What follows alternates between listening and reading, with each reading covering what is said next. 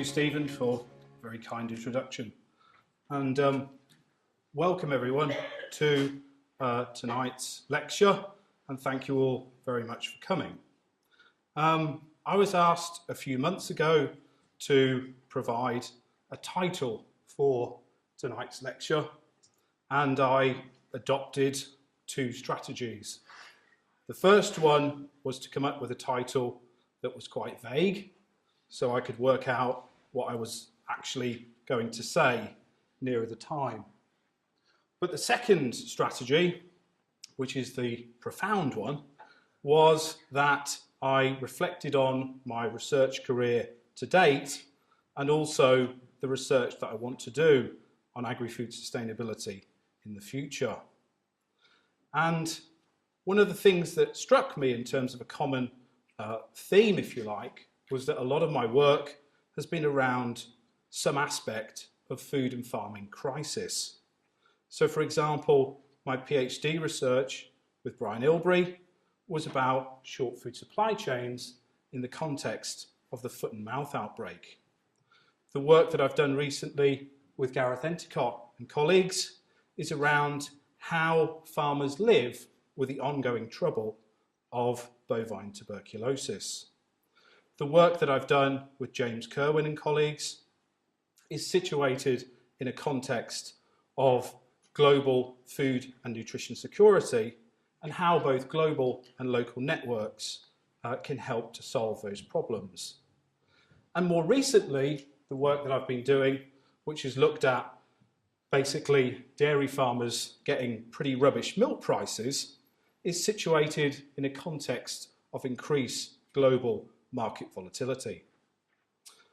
But having reflected on that, I also was reflecting on the current period.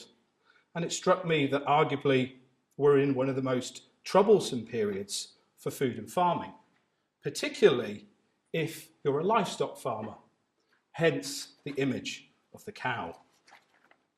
So, in your mind, you might be thinking, what troubles is he talking about?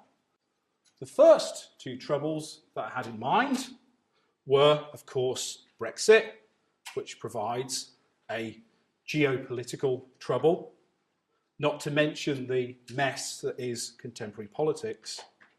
But to me, Brexit is a distraction. The most significant trouble is, of course, climate change. And more recently, we have seen a public debate and a series of protests which are trying to basically force politics to do something, to act, to get beyond the horror show that is our contemporary politics. But when we talk about food and farming troubles, it's actually both more diverse and more complex than just Brexit and climate change. So again, some examples. And Stephen has mentioned the book, Geographies of Food, which it feels like I've been writing it for about 20 years, but in fact, we've been writing it for about 4 or 5 years. And in that period, a great deal has happened. We've nearly finished this book. It will be done at the end of this month. But we sent it out, it was reviewed, and one of the reviewers suggested that it was quite gloomy in places. And we said, well, yes, it is gloomy, but that reflects the nature of agri-food sustainability and the troubles that are facing global food supply chains. So, for example, we know that at the moment, 815 million people are currently undernourished in a system that's producing more food than we've ever produced before. We have growing food poverty. We have a rise in food banks in some of the most prosperous countries in the world. As Stephen mentioned, we throw away 30% of the food that we produce globally. And on top of that, a lot of the food that we produce is of a very poor nutritional quality, hence related problems with obesity. And it gets worse because, of course, we then on top of that have increased recognition that the way that we produce make, sell, eat and waste food is damaging the Earth's natural processes, both in terms of climate change, but more broadly as well. And then, to add another layer of gloom, what we also know is that food and food systems are embedded with other systems. For example, our financial system, our economic system, our health system. So what I want to suggest as a kind of entry point is that we're talking about a nexus of troubles, a combination of factors, both in relation to environment, to health and finance. So, finally, slowly but surely, we have a recognition that food is now in what's called the Anthropocene. And I want to suggest that the word trouble is helpful. The word trouble is interesting because it comes from a 13th century French verb, which means to stir up, to make cloudy, or to disturb. And I think you might agree, you might disagree, but things like the IPCC report, the latest Biodiversity and Ecosystems report, and the Lancet report are all in their own ways disruptive, in important ways, I would argue. Finally, there's realisation that climate threatens our existential status on this planet. And so, slowly but surely, we're connecting agri-food scholarship to what's termed the Anthropocene, this first geological epoch that is shaped by human activity and not natural Earth system processes. So the challenge I've set myself is, how then do we live with the trouble? And I take my inspiration, if you like, from Donna Haraway's wonderful book, where she argues that actually when you look at the politics of the Anthropocene, it's very often pessimistic. And she argues that when we talk about futurism, or the future, we shouldn't really be overly despairing, but at the same time, we shouldn't be overly hopeful. What we really need to do is to foster paths, transformative paths, in the present. So with that in mind, what I want to do, if Isaac will allow me, is to use my research that I've been doing for the past 10 years or so in the Institute to develop 4 pathways or principles or themes to hopefully allow us to live with the trouble and to also inform a future agri-food research agenda. So it's a lecture then that's primarily about ideas and principles rather than lots and lots of data. And I've identified 4 themes, and if you're eagle-eyed, you'll have noticed that they all begin with the letter E. So the first one is agri-food epistemology. The second one is agri-food ethics. The third one is agri-food economies. And the fourth one is what I'm calling agri-food experimentation. So let's begin with the first and probably the most horrible word of all, epistemology. So when you do your master's or PhD, you come across this word, and it tends to scare some students. They get very confused by it.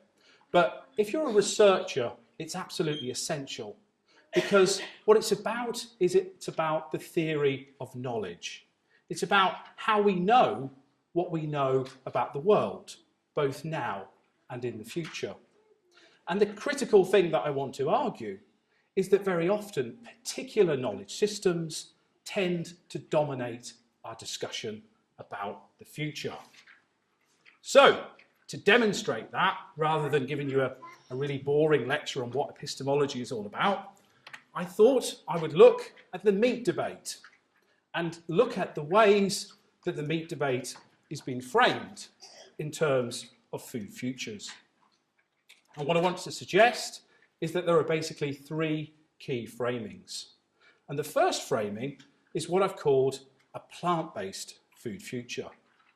So I'm drawing very heavily here on a really important report that was published very recently by the Eat Lancet Commission, and a series of related publications, particularly the one that was published in Nature last year, I think, about environmental limits.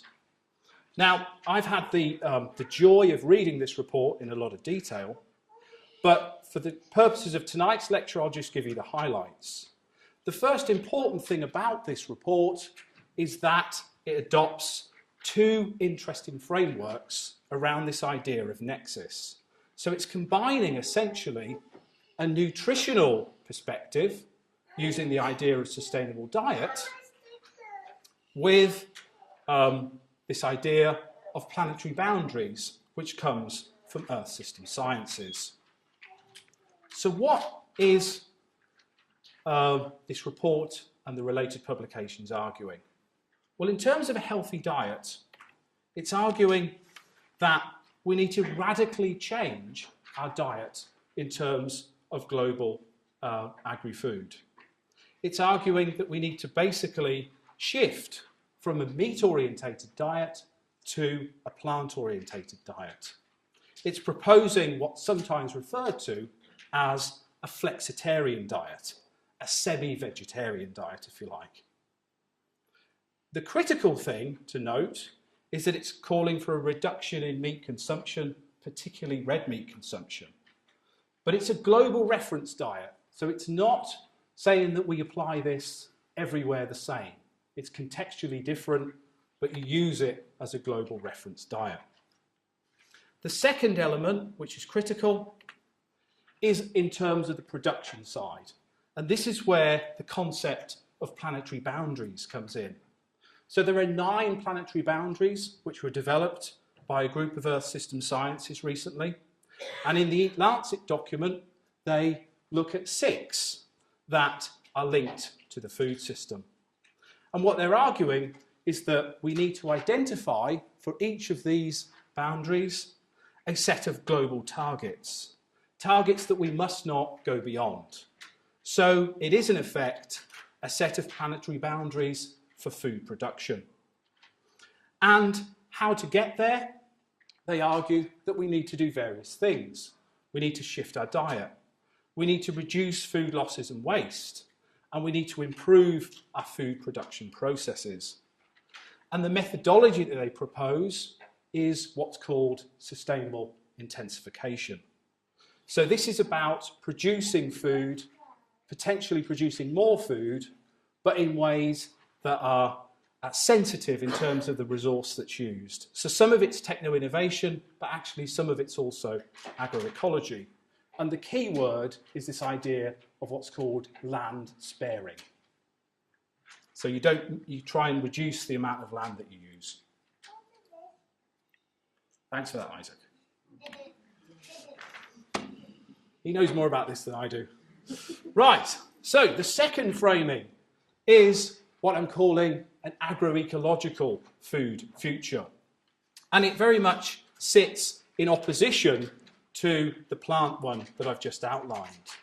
So what we see in the agroecological food future are particularly grass-fed orientated livestock farmers and groups like the Sustainable Food Trust and the Pasture-Fed Livestock Association who are contesting the science and the recommendations of Eat Lancet. For example, they say that we should not reduce beef and lamb, but we should be targeting poultry because poultry is in competition with humans for grain. They point out that if you look at the geography of the UK, a high percentage of our farmland is only suitable for growing grass. In other words, we should be promoting grass and grazing and reintroducing it in all arable crop rotations. So, bearing that all in mind, I thought it might be nice to have a map. And my colleague, Rob Berry, was very kind to produce a range of maps on this topic for me. And I thought I'd show you just the land cover one. And Rob has very diligently there mapped all the different land cover types. But for the purposes of this lecture, focus on the green relative to the brown. So the green stuff is the grass. The brown stuff, it's a little bit of horticulture, but horticulture is tiny, so it's mainly arable. And what we see is an almost classic geography of a west versus east in terms of food production. An arable east and a pastoral west. So immediately you start to say to yourselves, well, what are the implications of a transition whereby we don't have livestock farming in rural landscapes? What replaces that? Is it conservation, afforestation? Is it horticulture? Depends on the quality of the soil, of course. Is it urbanisation? So it raises a whole range of interesting and potentially very challenging questions if you're from the farming sector. And to take it a stage further, this is a study that's been produced by colleagues in IDRI in Paris. And what they do is they construct what they call an Agroecology Europe for 2050. And in this key diagram in their report, which is again very long, but the key things in this report are as follows. First of all, they agree with Eat Lancet about certain things. The fact that we have a series of challenges facing European agriculture around natural resources and biodiversity. They agree that we need to change our diets in terms of having a diet that's less rich in animal products. However, what they propose is an agroecological transition, which involves a phasing out of pesticides and organic fertilisers and the deployment of extensive grasslands and landscape infrastructure. In other words, they are promoting ruminant livestock and questioning the use of and arguing for a reduction in pigs and poultry. So we see an immediate clash then and an immediate difference in these two scenarios of the future. But then, to make it even more interesting, I hope you find it interesting anyway. If you don't, I guess you wouldn't be here. So, the third one is about the lab-based food future. Because on top of all of this, we also have the emergence of a debate about the future of protein. And so what we find are the emergence of new products, of plant-based proteins, of edible insects, and of what's called cellular agriculture. This is cell science, growing animals in the laboratory or in vitro, outside animal bodies. And there's some examples. Actually, what's quite interesting, a lot of these products are not on the market yet, but what they do is they promise a future that's better. But there is one called the Impossible Burger. I don't know if Gareth's here, but I think he's eaten one. Fair play to him. So we can talk to Gareth later on about that. There's other burgers as well. There's one called the Beyond Burger that just went on the stock exchange very recently. So, the key insight from this paper, which has come out in Environment Planning A, is the way in which these technologies use what are called promissory narratives. In other words, they create a promise, a utopian future based on the technologies. Many of them are still locked away in Silicon Valley. And what they show in their paper is the way in which we get a clash of narratives between, on the one hand, the alternative protein guys, who are promoting things like healthier bodies and feeding the world, against a counter-narrative from the livestock industry, both big farming and small farming on the livestock side. What they argue in the paper, which is really interesting, is that actually some of this stuff has a history. So there's a set of flashpoints that always pop up when we have these debates about the future. So a classic debate between real versus fake, between clean versus dirty, between tradition and progress. So, to avoid running out of time, what does that story of meat tell us about food futures? Well, the first thing I would suggest is that we can see how particular food futures are imagined. And I would argue that if you look across the narrative, it reflects a broader set of battles that we find now between agri-food production futures. A battle between a technocentric approach, which is advocating food technology, precision agriculture, aligned also with debates around things like the smart city, against an ecocentric approach, which is about ecological sustainability, agroforestry, and multifunctionality of farming. So they have associated and new geographies of food, and indeed different knowledge claims associated with them. And to continue that critique, what I want to suggest, now that we live in this horrid world of what's called post-truth politics, is that a productive way to be thinking about the future of food? And my thoughts are basically that the meat debate is highly polarised. But the other thing that's slightly irritating about it is that it's dominated by science.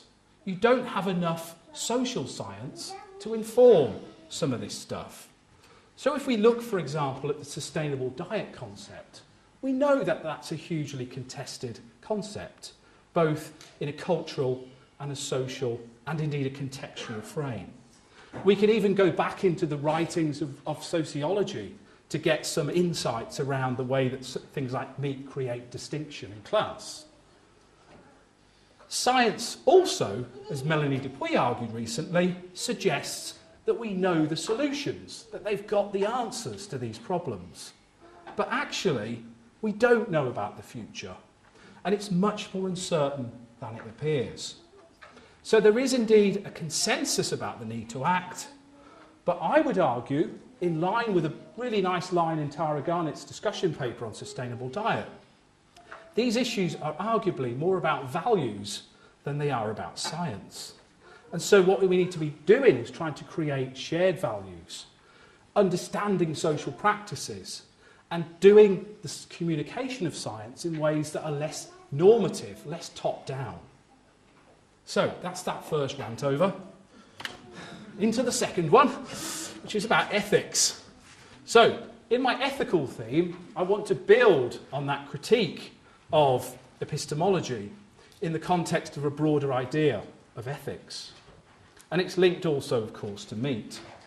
And I want to introduce you, to begin with, to an idea which we developed in a project that we finished very recently, James and I, with Dan as well, on global and local food chain assessments.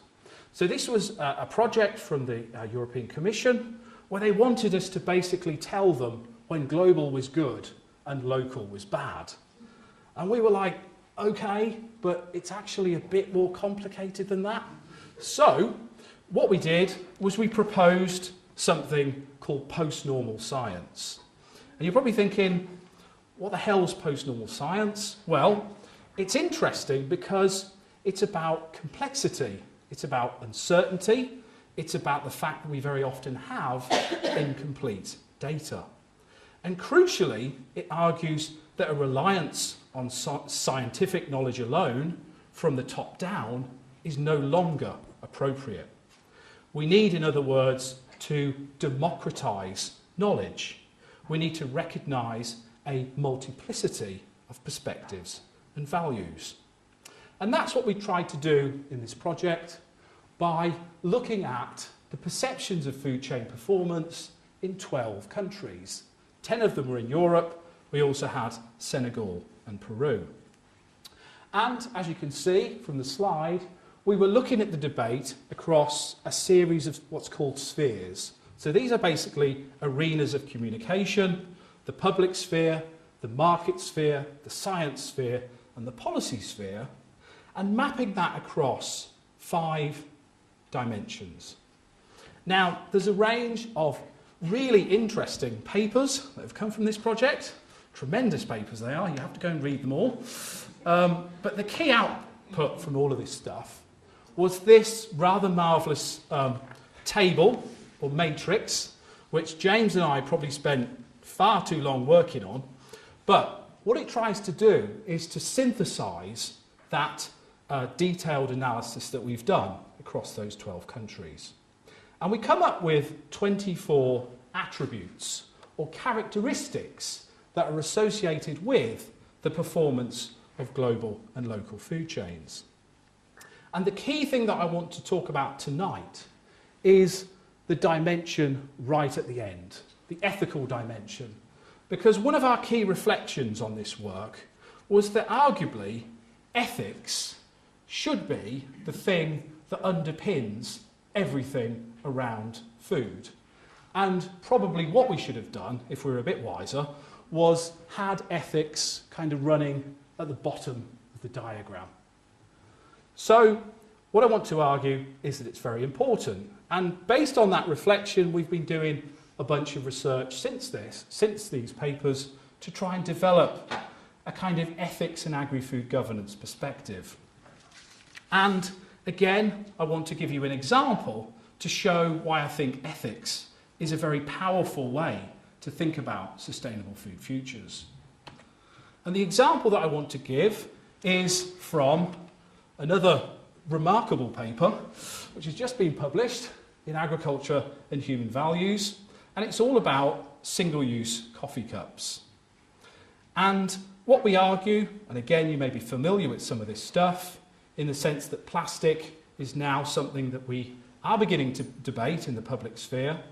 We know it's a very versatile product, but at the same time it's made from fossil fuels, and it's a really difficult, I won't swear, but it's very difficult to get rid of it. So, at the same time, we've had an enormous rise in the coffee cup industry, and so as a consequence, food and drink is a key contributor to the plastics problem, both in terms of single-use plastic bottles, but also takeaway coffee cups. Apparently, we use more than 7 million every day in the UK, and only 1 in 400 is being recycled. And what the kind of entry point for our case study was this idea that consumers assume that they're recyclable, but actually they're not, because of the plastic that's in the inner part of the cup to stop you burning your hand. But what's happened over a period of time is a process of what we've called problematization.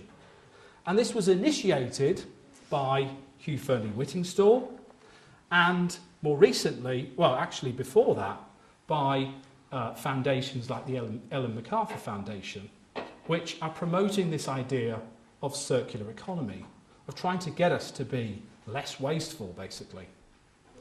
But the key moment in problematization of the issue came with the Blue Planet 2 programme, which in episode 4, which was aired in November 2017, highlighted how plastics were creating huge problems for our environment.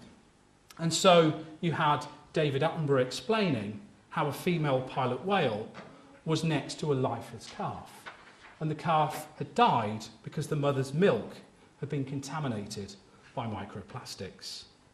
And what we can see from these Google Trends figures is the way in which that then initiated a public interest. So you can see the spikes both for recycling plastic and also for recycling coffee cups.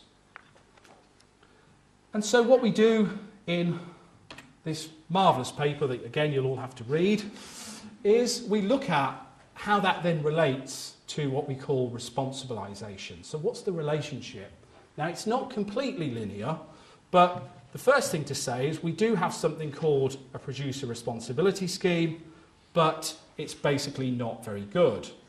So in the recent environment plan, they're looking to radically change it. And there was an important report which came out in January 2018 from the Environmental Audit Committee, which made a series of recommendations around coffee cups, including things like introducing what they call a 25p latte levy. And the other thing that we do in the paper is we look at examples that are emerging, both in terms of industry and more generally. And you can see the way that particularly retail coffee cup chains are responding. For example, Starbucks, basically introducing incentives to try and responsibilise our consumer behaviour. So, that's an interesting case study, but what we've been thinking about more generally is what that means more broadly in this idea of agri-food governance. And so in the paper, we create a model that tries to look at the relationship between the outcomes of the food system and particularly what happens when knowledge is created that problematizes our social norms and how we behave, and what that then means in terms of the relationship with responsibilisation, how people, how the food chain, how government reacts, and does that lead to changing government arrangements. And the idea that we suggest is that we need to think about what Iris Young refers to as a distributed responsibility. So in other words, we mustn't promote kind of micro consumer actions to deal with these very complicated problems. It's a combination of individual and collective responsibilisation. So, I'm halfway. Isaac's interjected on several moments, which is funny, but I shall continue into the third theme, or the third rant, mini rant, about agri-food. And so this is what I'm calling Agri-Food Economies. And one of the reflections, and it's not really a rant, is but if you look across particularly Agri-Food Studies in the past 10 years or so, we spent most of our energy documenting alternative food networks and more recently urban food networks. And that work is very helpful, very progressive and very welcome. But what we've ended up doing is forgetting about mainstream agricultural commodity networks. And why is that significant? Well, if you look at mainstream agricultural commodity networks, there's been some really significant changes in the last 10 years. And the most significant change of all is a shift to what I would term a market-orientated agricultural policy. So we have the emergence of things like what's termed a contractual economy. There was a report produced by a group called the Agricultural Markets Task Force, who were recognising that as state intervention pulls back, what this is doing is creating more instability for farmers. It's exposing them to price volatility and to potentially what's termed information asymmetry, where retailers have most of the information. So there's an argument to look at a new set of arrangements, contracts, cooperatives, futures, insurance schemes and so forth. We can see this in reforms of both the Common Agricultural Policy and, if we ever get there, a post-Brexit agricultural policy. And we've just had an announcement of an Unfair Trading Practices Directive by the European Commission. So, in a project that has literally just finished, with the acronym FISA, all these Horizon projects have really brilliant acronyms, and this one's called FISA, and it's about sustainable agriculture for sustainable, it's about sustainable agriculture and fisheries actually, but our kind of entry point, looking at that broader change, is to argue that we need to think about and better understand the range of institutional arrangements that are now forming in agri-food commodity markets. And so basically in this diagram, what it's showing is that policy's there, but it's kind of out there a bit. And what we should really be looking at are either forms of horizontal coordination, so these are cooperatives, producer organisations and so forth, and also vertical coordination, so relationships between individual farmers and processors or retailers, and how they work in combination with policy incentives, which might be about climate change, animal welfare, etc. What we've done is we've looked at the emergence of institutional arrangements for milk in the UK, focusing in particular on Somerset and Devon as our case study. And what we've found is that essentially you have these two types of arrangement. You have what are called collective organisational arrangements. So some of these are not new, things like cooperatives, but we have new arrangements emerging, like Dairy Crest Direct, which is a producer organisation, or even the Free Range Network, which is promoting a kind of grass-fed based form of dairy. But increasingly, there's a shift towards individual sales. So the classic example is your supermarket aligned contracts, which constitute about 10% of dairy sales. Probably more significantly are the shift towards private forms of arrangement between either farmers and processors or farmers and milk buyers. And looking at how they operate is quite interesting, because one of the things that's happening is that contracts are having an increasing role in managing the way that both farms and retailers relate to one another. And there's instruments like A and B pricing, which are trying to control or send signals to farmers about how much milk they should produce. So you have an A price and a B price, or even an A price, a B price and a C price, which I might turn into a dance at some point, but not now. So the other key reflection that I've had on this stuff is the amount of information that farmers give to some of these processors to get their contracts. They probably know what they had for breakfast this morning, let alone how many cows they've got. And that, arguably, is a new form of information asymmetry. The other thing, which is really interesting, I would argue, is that we can look at patterns of restructuring. So in this diagram, you see very clearly the relationship between the number of dairy producers, which has gone like that, and the average herd size, which has gone like that. So despite the debate that I just had, we can see clear patterns of intensification, or what we might term a kind of neo-productivist form of agriculture. And to extend that rant even further, because I'm in rant mode now, I think we need to be very aware that capitalism, if you like, or capital, is quite a tricky operator, and it will find ways to adapt to new environmental conditions. And so, although I won't go into the detail of it, I think there are two other key trends to note. So alongside contractualisation, we've got this key issue of financialisation of agricultural commodity markets, both in terms of financial speculation, but also in terms of things like stranded assets. So as we move to a post-carbon economy, finances that invested in agriculture, does it suddenly pull back, and what are the implications? The other key trend is digitalisation. So there's a great deal of excitement, and probably rightly so, around things like big data, both as a resource and a strategic asset for farms and for agricultural commodity sectors. We've got wonderful things like these intelligent tractors that can drive on their own. But at the same time, do they lock farmers in to particular arrangements, and who owns the farm, who has these relationships? So these are questions that I think we need to be kind of a little bit cynical about, or challenging as critical social scientists. And to take that even a stage further, I would argue that there's some really interesting debates happening in economics more generally.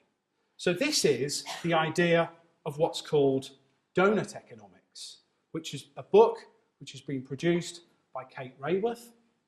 And in that book, she basically suggests that we need to completely move away from our obsession with growth, gross national product, gross domestic product, and that we need to move into the safe space of the donut. So interestingly, the ecological ceiling is the planetary boundaries that I talked about at the start, and the social bit is our sustainable development goals. So this to me is both challenging but potentially transformative. So can we move towards the donut in food system thinking? Well, I would argue that we really ought to. How? By making a greater place for ethics. Not just a procedural ethics, but a kind of moral philosophy of ethics in terms of justice and rights and equity and public goods. we can look at the power of governance and the emergence of particularly these really interesting, more holistic, system-based ideas that are now emerging. So Canada, for example, has just announced a national food policy. We're having a debate about one in this country. There will be a European common food policy, potentially. And we have things like food policy councils. And they're proposing a mixture of methods: design, technology, and social ecology. So the fourth theme is what I'm calling experimentation. And I'm not going to be talking about the DNA version of the helix, but I want to talk about the helix from a social perspective. So this is work that's in the pipeline, if you like. So it's two projects. The first is a project with Martin Phillips and Keith Halfrackery, which is going to be looking at rural transformations in the UK and Japan. And the second project, which I'll talk more about, is a Horizon 2020 project, which is led by Han Verskirker in Wageningen, but involves colleagues also from Aberystwyth and Dan Keach and Matt Reed as well in the CCRI. And why do we need to think about experimentation? Well, actually, if you look at the climate change literature, there is quite an interesting debate about the power of experiment. So there's a new book coming out, for instance, called Greenovation by a lady called Joan Fitzgerald. And it shows the power of experimentation in terms of its ability to vision futures and to involve different actors. And that's essentially what we're trying to do in the Robust project. So we're applying what's called a living lab approach, which is about co-innovation. So it's about academics working with practice partners rather than just academics on their own. The idea is to improve rural-urban linkages and governance.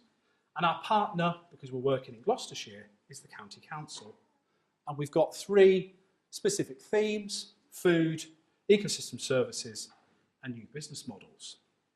Now, you may be thinking, I want to know what living labs are, or you might be thinking, I don't care. But anyway, this is what they are.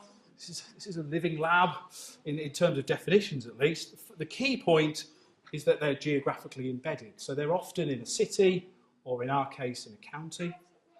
And the crucial thing is to engage in a participatory process of what's called co-innovation. So this is what I mean by the quadruple helix. So traditionally, it's been academia, or maybe academia, industry, and government. But increasingly now, there's a call to also engage civil society. And indeed, they've added another layer in terms of the environment. And so what we're doing in the project, we've got a series of stages that we're working through, which we've developed for the Robust project. We've just completed our envisioning stage, where you create a shared vision. And we're moving into the really exciting stuff, which is experimentation and experiencing those experiments and critically reflecting on them, because monitoring is a key part of the co-innovation process. So to kind of ground that a little bit in about 2 minutes, or maybe 3, we'll see. We are basically operating what I would call a Gloucestershire Food Lab. So we are working, as I already said, with both the County Council, but as our work moves into the next phases, we're also connecting with, for example, the work that's been led by colleagues at the RAU around a new food strategy for the county. And we're connecting to other policy links in terms of, there's something called a Gloucestershire 2050 vision, which the university was involved with and is still ongoing. There is, of course, the local industrial strategy, the 25-year environment plan, and so forth. So it's co-innovation, but as a reviewer said to me the other week in Brussels, yeah, but what are you actually doing? So I thought, oh yeah, good point. Well, what we're actually doing is creating fairly tangible outcomes. So to give you some examples, we're going to be doing some experimental work looking at the council's school food contracts. So can we respond to the challenge of sustainable diet? Can we create criteria that do what's called a more balanced assessment of those who apply for the contract. And crucially also, we want to experiment with new business models, which are circular, which are smart, which are public, and which will also involve payment for ecosystem services. And so this is my plea, because the key part of a lab is to kind of animate it. So if you're interested, if you know a business that might be interested, drop me an email, because we're in the process of trying to get businesses involved who might be up for some of this experimental stuff over the next year. So to conclude, before you all fall asleep, in tonight's lecture I've covered quite a lot of ground, and I've hopefully introduced you to the highlights of some of the projects that we've been working on in the Institute. Hopefully you will agree that food is a defining issue for 21st century society, both in terms of our landscape and our environment. Hopefully you can see this idea of what we've argued as this notion of what we call fractured consensus. So there's agreement that we need to make some radical changes, but disagreement about how we do it. Technoscience is clearly very important, and it's certainly not the enemy. But at the same time, we need to be more transparent about the uncertainties attached to some of these knowledge claims. And so with that in mind, I've proposed 4 paths or principles around notions of epistemology, around notions of ethics, around notions of economy, and around notions of experimentation. We have, I hope you will agree, much work still to do. Thank you very much.